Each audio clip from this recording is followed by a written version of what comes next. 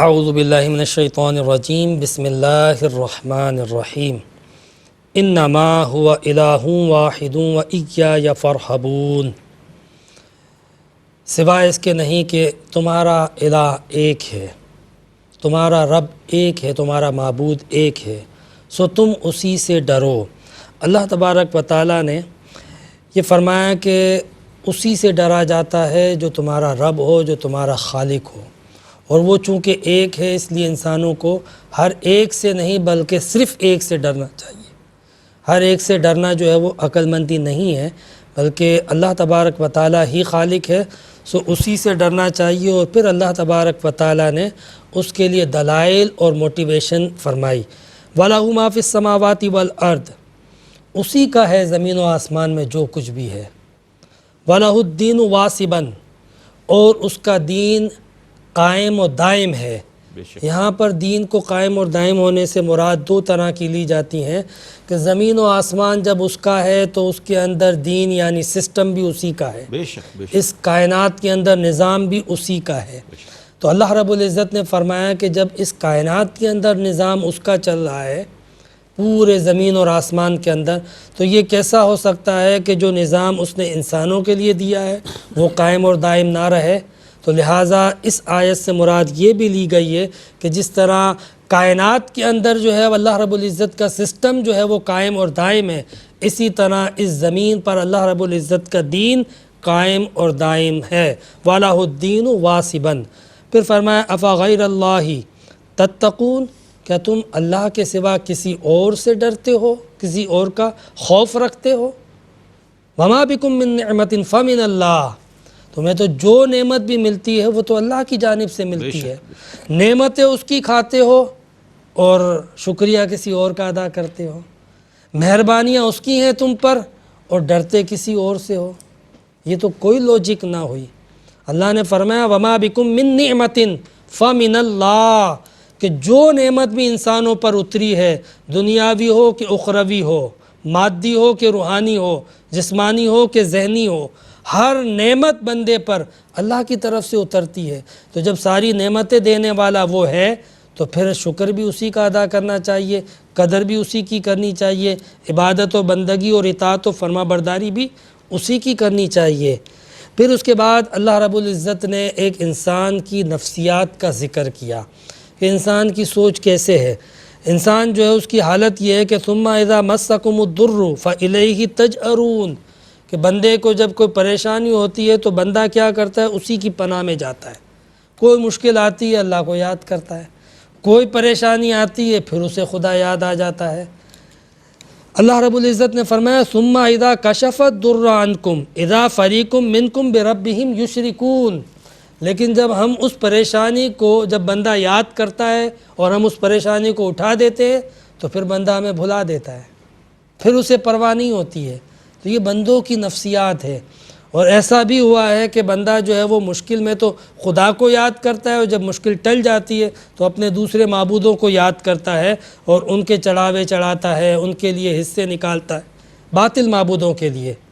تو اللہ رب العزت نے اس کا ذکر کیا کہ اذا فریق منکم بربہم یشرکون، کہ ان میں سے ایک فریق ایسا ہے کہ جب ان سے مصیبت ٹلتی ہے تو پھر شرک کرتا ہے، کوئی آفت، کوئی قحط، کوئی مصیبت نازل ہوتی ہے خدا کو یاد کرتا ہے، مصیبت جہاں ٹلی تو پھر وہ اپنے دھندے پہ لگ جاتا ہے، انہی فاسقانہ، فاجرانہ اور مشرکانہ کاموں میں۔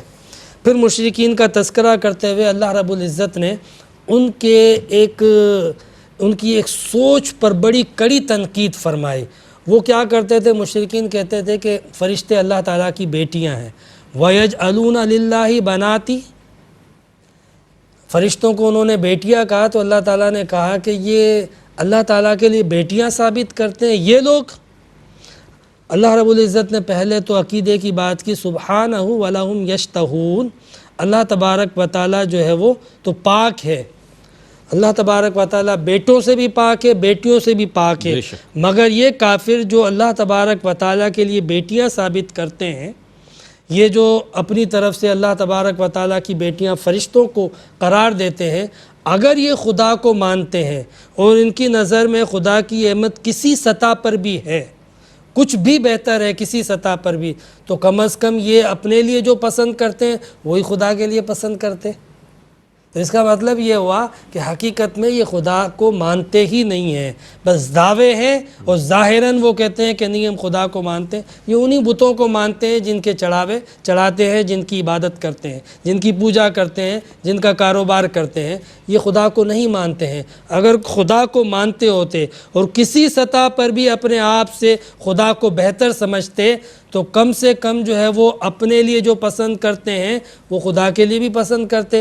اپنے لیے تو یہ بیٹیاں پسند نہیں کرتے ہیں۔ قرآن خود کہہ رہا ہے کہ جب انہیں بیٹی کی خوشخبری دی جاتی ہے تو اس دن ان کا چہرہ کالا پڑ جاتا ہے، وہ پورا دن غصے میں گزرتا ہے۔ یعنی بیٹی سے اتنی نفرت، اپنے لیے وہ بیٹا پسند کرتے تھے اور بیٹی سے جب نفرت کرتے تھے تو اللہ کے لیے کیوں بیٹیاں؟ تو یہ اللہ رب العزت نے ان کی ایک جو ہے وہ بڑی کڑی جو ہے وہ پکڑ فرمائی، اور اللہ رب العزت نے فرمایا میں تو بیٹے اور بیٹیوں دونوں سے پاک ہوں، بے شک، میں تو خالق ہوں، بے شک، نہ میری بیٹیاں ہیں نہ میرے بیٹے ہیں، میرے لیے سب مخلوق ہیں۔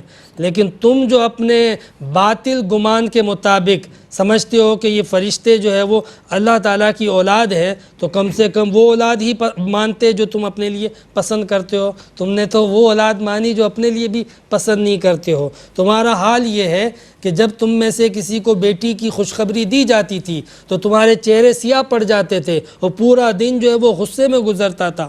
یتوارا من القوم من سوء ما بشر به، اور جس شخص کو بیٹی کی پیدائش کی خوشخبری دی جاتی تھی رئیس بھائی وہ اپنا منہ چھپاتا پھرتا تھا قوم سے۔ یہ قرآن بتا رہا ہے، یعنی یہ باقاعدہ ایسا ہوتا تھا کہ وہ اپنا چہرہ لوگوں سے چھپاتا تھا۔ اور کیوں چھپاتا تھا؟ ایمسکہ علی ہون ام یدسہ فی التراب، کہ میں یا تو اب ذلت کے ساتھ اس کو پالوں اور اس سوسائٹی میں، اس کالونی میں ذلیل بن کے رہوں، یا پھر اس کو مٹی کے اندر دفن کر دوں۔ یعنی جس کے گھر پیدائش ہوتی تھی بیٹی کی، اس کے پاس صرف دو چوائس ہوتی تھی۔ نمبر ایک یہ کہ وہ ذلیل بن جائے اس معاشرے میں، بے شرم بن جائے، لوگ اس کو تانے دے کہ بیٹی کا باپ ہے، بیٹی کا باپ ہے، یا پھر یہ کہ وہ اس کو زمین میں دفن کر دے۔ اس کے علاوہ کوئی چوائس نہیں تھی۔ قربان جائیے قرآن کی عظمت پر کہ قرآن نے ایک نئی چوائس پیش کی، ایک نیا تصور پیش کیا، اور یہ قرآن نے پیش کیا۔ میں کہتا ہوں کہ جتنی بھی خواتین ہیں، عورتیں ہیں، وہ احسان مانیں یہاں پر قرآن کا، کیونکہ ہر خاتون کسی کی بیٹی ہے، بے شک، بے شک، اور یہ بیٹیوں پر احسان قرآن نے کیا کہ کل تک انسانوں کے پاس تیسری چوائس نہ تھی، لیکن پھر میرے مصطفیٰ نے کہا کہ بیٹی رحمت ہے، بیٹی نعمت ہے، بیٹی جنت کی بشارت ہے، بیٹیوں کی پرورش کرنے والا وہ ایسا ہوگا جنت میں میرے ساتھ واہ بالکل۔ واہ واہ، سبحان اللہ، سبحان اللہ۔ بیٹیوں کی وجہ سے رزق ملتا ہے، رحمت اترتی ہے اللہ تبارک و تعالیٰ کی۔ تو یہ چوائس کس نے دی؟ یہ قرآن نے دی چوائس، حالانکہ ان کے پاس کوئی اور چوائس نہ تھی۔ الا ساء ما یحکمون، کہ بہت ہی بڑا حکم وہ لگایا کرتے تھے اپنی اس کمینی سوچ کے ذریعے، کہ وہ جو ہے وہ بیٹیوں کے لیے اس طریقے کا تصور کرتے تھے کہ بس ہمیں جو ہے وہ بیٹا چاہیے، بیٹا ہماری جنگوں میں کام آئے گا، بیٹا ہمارے کاروبار میں کام آئے گا، بیٹا ہمارے لیے جو ہے وہ لڑنے کے لیے، قبضہ کرنے کے لیے ایک طاقت کا ذریعہ بنے گا۔ لیکن انہیں یہ نہیں پتا کہ بیٹی کتنی بڑی طاقت ہے۔ اس معاشرے کے اندر جس طریقے سے بیٹوں کی ضرورت پڑتی ہے، بالکل اسی طرح بیٹیوں کا کردار ہے، بیٹیوں کی اہمیت ہے، بیٹیوں کی عظمت اور ضرورت ہے، اس کا بھی کسی طریقے سے انکار نہیں کیا جا سکتا۔ اور آج وقت نے ثابت بھی کیا اور قرآن کے اس تصور کو دنیا نے تسلیم بھی کیا۔ اس کے بعد اللہ رب العزت نے اس سورت کا جو سب سے اہم حصہ ہے یعنی سورہ نحل، تو شہد کی مکھی کے بارے میں فرمایا وَأَوْحَىٰ رَبُّكَ إِلَى النَّحْلِ أَنِ اتَّخِذِي مِنَ الْجِبَالِ بُيُوتًا وَمِنَ الشَّجَرِ وَمِمَّا يَعْرِشُونَ، کہ اللہ رب العزت نے وہی فرمائی شہد کی مکھی کی طرف۔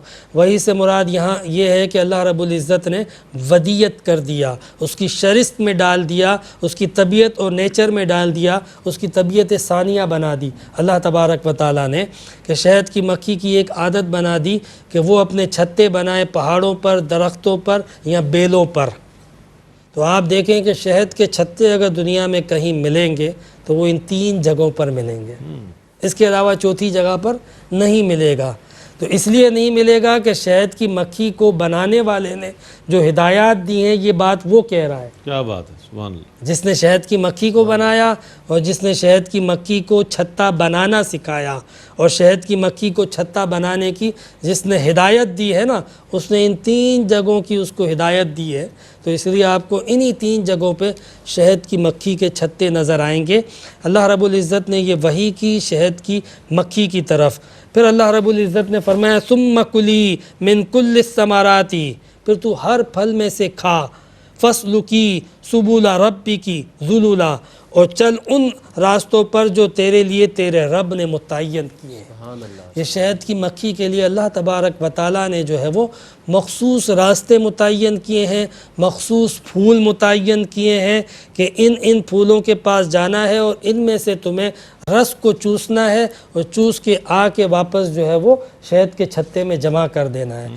تو یہ اللہ رب العزت نے قرآن حکیم کے اندر ان جدا جدا چیزوں کو جو ایک جگہ جمع ہو رہی تھی قرآن پاک میں بیان کیا۔ تو اس سے پتہ چلا کہ واقعی اللہ کا کلام ہے اور حق ہے۔ یہ اللہ کی کلام کی حقانیت و صداقت کا اعلان ہے کہ قرآن کن سچائیوں کو اور کائنات کے اندر موجود کن حقائق و لطائف کو اور کن رازوں کو آشکار کر رہا ہے کہ انسان نہ صرف ان تک پہنچے، ان کو مسخر کرے، ان کو سمجھے، بلکہ ان سے باقاعدہ فائدہ اٹھائے۔ سبحان اللہ۔ تو اس قرآن کو اگر ہم پڑھیں تو نہ صرف یہ کہ ہمیں دنیا میں کامیابی، ہدایت، شفا ملے گی، بلکہ روحانی علاج بھی ہوگا اور دل کے لیے بھی شفا کا سامان اس قرآن کے اندر موجود ہے۔ کاش کہ اس قرآن سے ہماری وابستگی ہو جائے۔ بآخر دعوانا ان الحمد للہ رب العالمین۔